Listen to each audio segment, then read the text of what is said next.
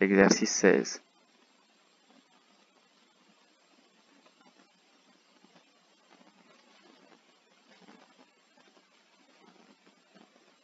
Qui permet de regrouper dans une liste les mots communs à deux fichiers texte. C'est-à-dire qu'on a un premier fichier qui va contenir quelque chose, puis un deuxième qui va contenir quelque chose.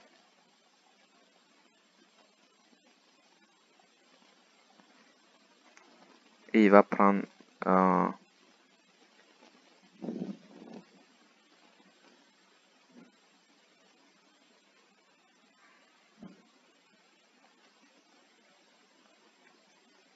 et nous on va prendre les mots communs aux deux simplement. On prend les mots communs aux deux. C'est-à-dire qu'on prend les mots on lit le fichier 1, on prend ces mots, on lit le fichier 2, on prend ces mots. Nous allons commencer par là. On va lire le fichier 1, prendre les mots, et lire le fichier 2, prendre ces mots.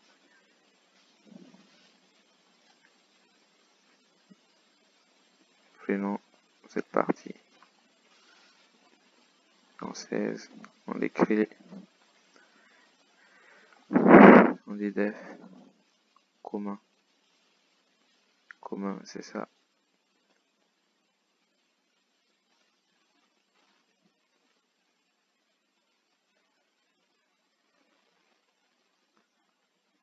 Commun. Et on met le chemin d'accès.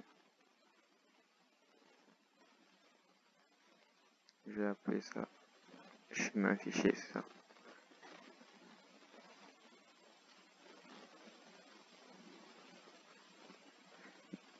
Et comme on a dit, la chanson ne change pas, on prend toujours ici.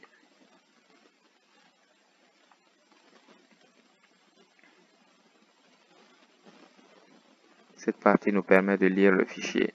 Et cette partie. Donc, cette fois, on aura deux fichiers. Et la même chose, A2 point.txt. Il y a deux fichiers. On lui prend chemin fichier 1 égale chemin fichier 2. Il prend deux chemins de fichier. Chemin fichier 1 et chemin fichier 2. Et ici, il va nommer sa ligne 1, ça veut dire le tableau pour le fichier 1. Et on va faire un autre pour fichier 2. Fichier 2. Ligne 2 égale lié chemin fichier 2.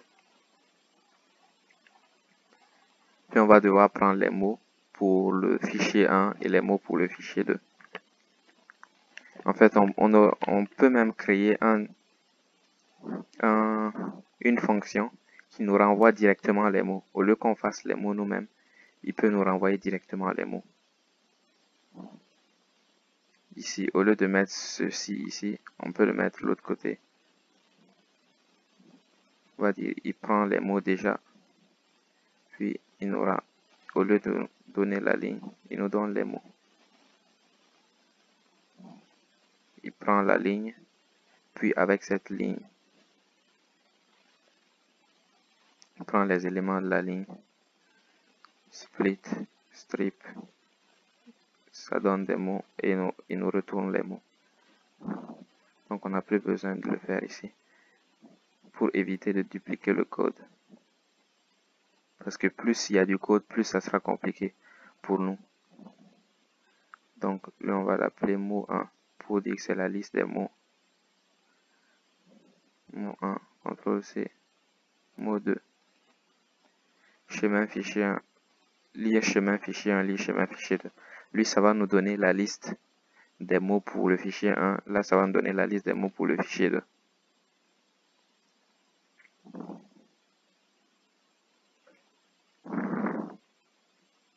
Et lui veut qu'on trouve les mots communs.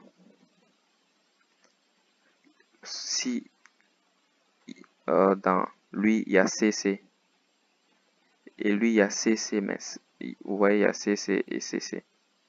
On ne veut pas qu'il se répète, on ne veut pas qu'il dise qu'il y a deux mots communs. On veut dire qu'il dise qu'il y a un seul mot commun, c'est CC.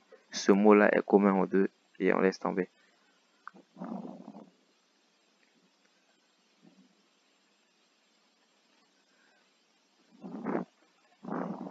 Donc on va prendre le tableau 1. On va regarder les choses dans le tableau 1 pour le mettre dans le tableau 2.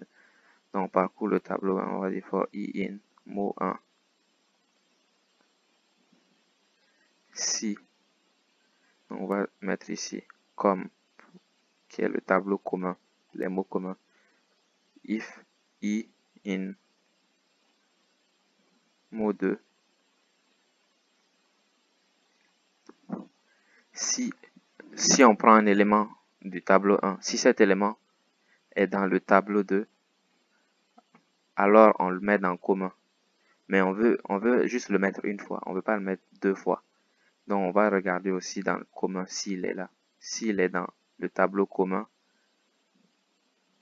if, i, s'il n'est pas.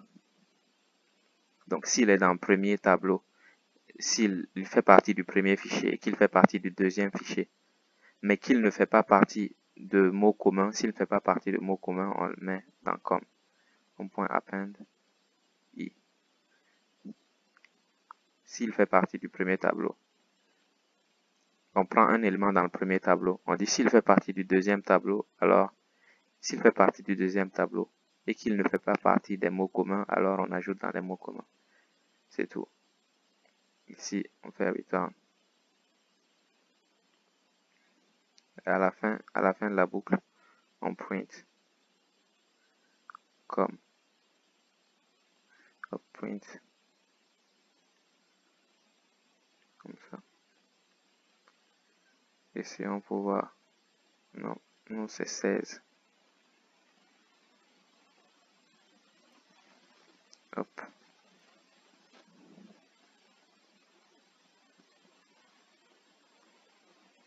Ils disent qu'il y a une erreur.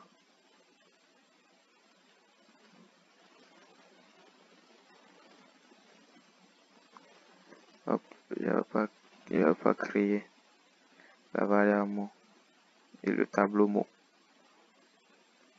Là, tout fonctionne bien. Vous voyez ici, ça met CC, BB et B sont communs. On va aller voir. Et CC. Ici aussi, il y a des CC. Ici, on voit des BB. Là aussi, il y a des BB. Et il y a un B tout seul. Là aussi, il y a des B tout seul. Mais il se pourrait aussi qu'il n'y ait aucun élément en commun. On va dire X. On ajoute X à la fin. Vous verrez qu'il n'y a aucun élément en commun. S'il n'y a aucun élément, il n'y aura vraiment aucun élément en commun. S'il y a des éléments en commun, ils vont s'afficher. Si on ajoute AA, vous allez voir AA s'ajouter au tableau. Le compte est bon.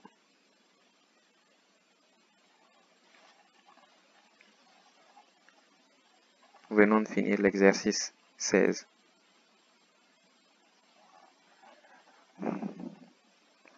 S'il nous dit écrire un programme qui permet d'aligner à droite le contenu d'un fichier HTML. Aligner à droite. Je ne sais pas ce que ça veut vraiment dire. Aligner à droite.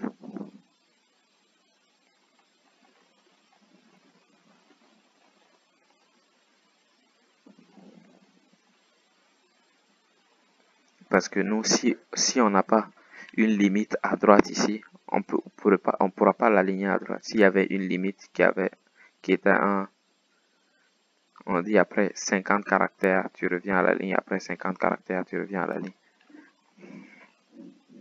Là, on pourrait l'aligner à droite.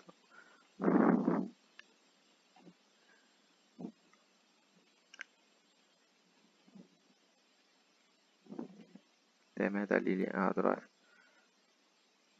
Contenu d'un fichier HTML.